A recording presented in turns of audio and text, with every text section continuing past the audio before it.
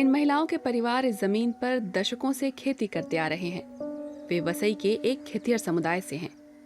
मुंबई से 20 किलोमीटर दूर बसा ये नगर अब शहरीकरण का दबाव महसूस करने लगा है और उसकी पानी की सप्लाई पर संकट है। अगर पानी होगा तो खेती कर पाएंगे, उसके बिना तो हमारा गुजारा ही नहीं है। पिछले 70 साल में वसई की आबादी 17 गुना बढ़ चुकी है। मुंबई में रोजगार के लिए बड़े पैमाने पर प्रवासी आए हैं। आज वसई में 20 लाख से ज्यादा लोग रहते हैं, लेकिन उनका बुनियादी ढांचा जैसे कि पानी की सप्लाई चरमरा गया है।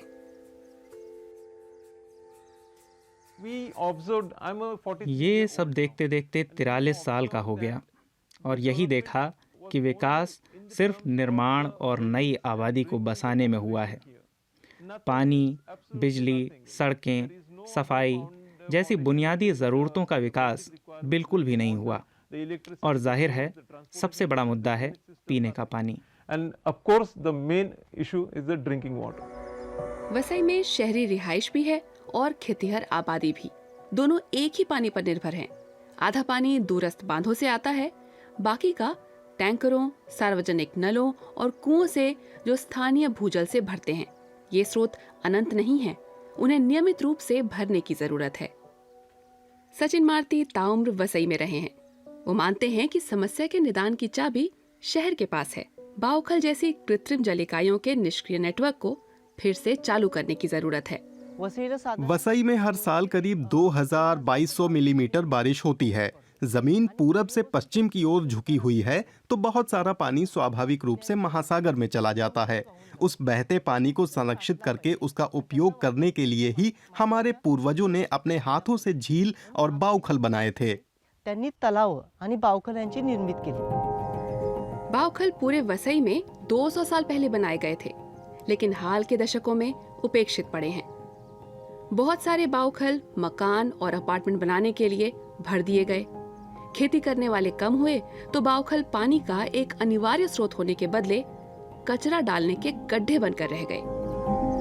भूमिगत चट्टानी परतों से पानी खींचने के लिए कुओं को गहरा खोदा जाता है। बाउखल का सतही भाग बड़ा होता है और वो उथले होते हैं। बारिश के पानी को अधिकतम जमा करते हैं और चट्टानों को फिर से भरने के लिए पानी भी रिसने देते हैं। बाउखल की महत्वपूर्ण भूमिका के बारे में जागरूकता फैलाने के लिए सचिन मारती ने अपने दम पर काम शुरू किया। उपेक्षित बाउखलों को बचाने और बहाल करने के लिए सचिन ने अपने साथ दोस्तों को जोड़ा है। वो स्थानीय लोगों की मदद से सफाई और मरम्मत के लिए अभियान चलाते हैं।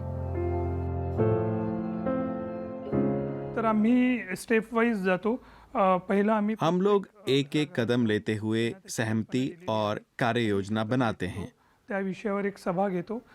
बाउखल के आसपास के घरों में जाते हैं, अपने विचार उन्हें बताते हैं, साथ मिलकर योजना को अंतिम रूप देते हैं। फिर छुट्टियों में सफाई अभियान चलाया जाता है। काम में हर रोज 3 से 4 घंटे लग जाते हैं। 2 से 3 दिन का एक काम रहता है। सफाई तो केवल पहला कदम है। इसके बाद स्वयंसेवी बाउखल के इर्द गिर्द देसी वनस्पति उगाते हैं। वो आसपास के घरों से सलाह मशविरा करते हैं, उनसे अपील भी करते हैं कि वो तालाबों में कचरा न फेंकें। आखिरकार वो गंदे पानी की नई नालियां बनाकर उन्हें बाउखल से दूर कर देते हैं।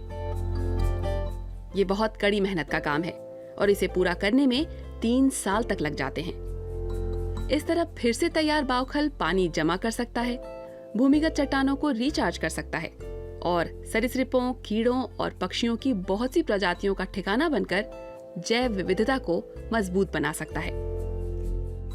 सचिन मारती और उनके दोस्त वसई के अलग अलग हिस्सों में अब तक 8 बाउखलों को नया जीवन दे चुके हैं। पर भविष्यात समजा अपन ही जी भविष्य में अगर हम बचे हुए 800 बाउखलों का ध्यान नहीं रखेंगे तो लोग यहाँ चेन्नई जैसी मुसीबत में पड़ सकते हैं, जहाँ भूजल पूरी तरह से सूख चुका है।